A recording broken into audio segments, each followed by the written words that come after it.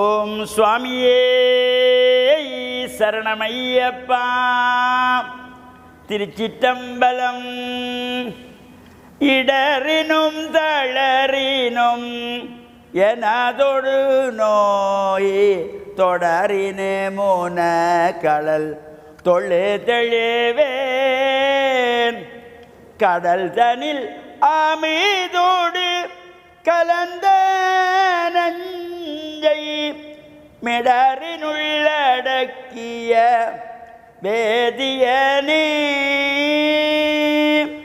இதுவோ எமையாழு மாறி ஈவதொன்றமர்க்கில்லையே, அதுவோ உனதின் அருள் ஆவடி துறை அரணே.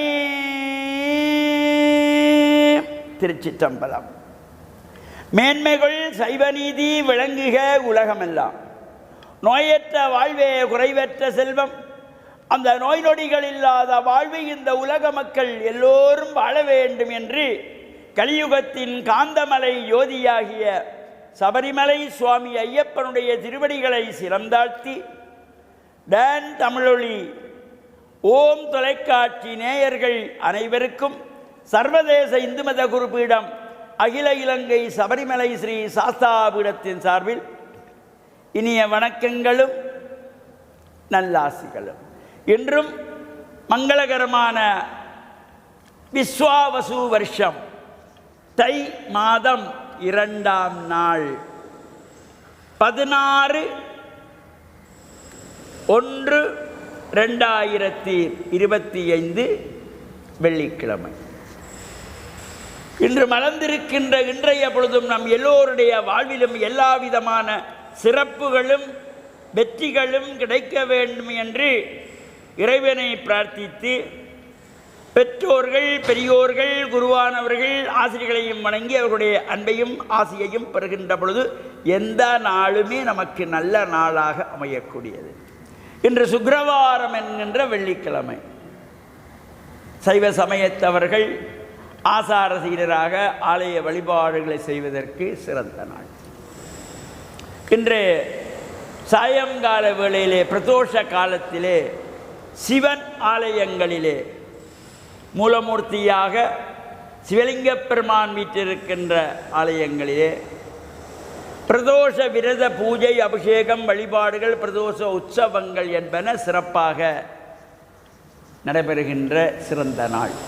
இந்த பிரதோஷ உற்சவ பூஜையிலே நாமும் கலந்து விரதானுஷ்டானத்திலே ஈடுபடுகின்றவர்கள் அங்கே சென்று அந்த அபிஷேகங்கள் ஆராதனைகள் நந்தியம்பெருமானத்திலே நடைபெறுகின்ற விசேஷமான பூஜை வழிபாடுகளும் கலந்து கொள்வதோடு அந்த நந்தியினுடைய 2 கொம்புகளுக்கு நடுவிலே இறைவன் ஆனந்த தாண்டவம் ஆடுவதாக பாவனை செய்து வழிபாடு செய்கின்ற சிறப்பும், பிரதக்கிரம் வருகின்ற பொழுது வளமை போல் இல்லாமல் சோமசூத்திர பிரதக்கிரம் என்கின்ற வகையிலே நந்தியம்பெருமானத்திலிருந்து ஆரம்பித்து பலமாக சென்று கோமுகை வரை சென்று மீண்டும் இடமாக வந்து மீண்டும் பலமாக இவ்வாறு 3 முறை நந்தியம்பெருமானத்திலிருந்து கோமுகை வரை சென்று வருகின்ற சோமசூத்திர பிரதக்ஷணம் என்கின்ற வழிபாட்டோடு கூடியது.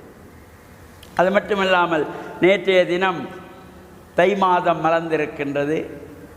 தை பிறந்தால் வழி பிறக்கும் என்பது போல இன்றைய தினம் இந்த பசுக்களை ஆராதனை செய்கின்ற கோமாதா எங்கள் குலமாதா என்கின்ற வகையிலே யார் யாருடைய இல்லங்களிலே இந்த பசுக்களை வளர்க்கிறார்களோ அந்த வீட்டிலே இந்த முன்னைய காலத்திலே மாட்டு தொழுவம் மாட்டு கொட்டில் என்று அமைத்திருப்பார்கள்.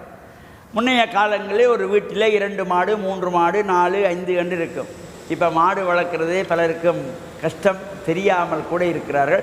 ஒரு சில இடங்களில் இன்னும் அந்த பசுமாட்டை வீட்டிலே வைத்து வளர்க்கின்ற சிறப்போடு கூடிய இந்த நிகழ்வுகள் குறிப்பாக வடபகுதியிலே யாழ் மாவட்டத்திலே அதே போல் கிழக்கு மாகாணத்திலே இன்னும் அந்த பசுக்களை வீட்டிலே வளர்த்து பசுமாட்டுக்கென்று தொழுவங்கள் அமைத்து பிரார்த்தனை அந்த பசுக்களுக்குரிய பொங்கல் மாட்டு பொங்கல் என்று அதனை பொதுவாக சொல்லிக்கொள்வார்கள். அந்த பசுக்களை எல்லாம் மஞ்சள் நீரினாலே குளிப்பாட்டி அலங்காரம் செய்து மலர் மாலைகள் அணிவித்து சந்தனம் குங்குமம் வைத்து அந்த மாட்டுத் தொழுவத்திற்கு மாவிலை தோரணம் கட்டி வாழைமரம் கட்டி கரும்பு கட்டி அதில் பொங்கலோ பொங்கல் என்று இந்த பசுமாட்டை பிரார்த்தனை செய்து கோமாதாவை வழிபாடு செய்கின்ற மாட்டுப்பொங்கல் நிகழ்ச்சியிலும் கலந்து இறையருளையும் பெறுகின்ற வகையிலே பிரதோஷ கால விரத பூஜை வழிபாடும் சென்று இறையருளையும் பெறுகின்ற வகையிலும் சபரிமலை யாத்திரைக்கு சென்ற சுவாமிகள் எல்லாம் நாடு திரும்பிக் கொண்டிருக்கின்ற இந்த வேளையிலும் இன்னும் சிலர் இன்னும் அங்கே சபரிமலையிலே யோகி தரிசனம் பார்த்துவிட்டு நாளைய தினம் நாடு திரும்ப இருக்கின்றார்கள். அவ்வாறு அவர்களுக்கும் ஐயனுடைய பரிபூர்ணமான திருவிழா நிறைய வேண்டும் என்று பிரார்த்தித்து சர்வதேச இந்து மத குறிப்பிடம் அகில இலங்கை சபரிமலை சாஸ்தாபீடத்தின் சார்பில் டான் தமிழொலி ஓம் தொலைக்காட்சி நேயர்கள் அனைவருக்கும் நல்ல ஆசிகளை கூறிக்கொள்வதில் மன மகிழ்வு கொள்கிறோம். சர்வே ஜனாகாம் சுகினோ பவந்து சமஸ்த சன்மங்களானி சந்து சுபம்.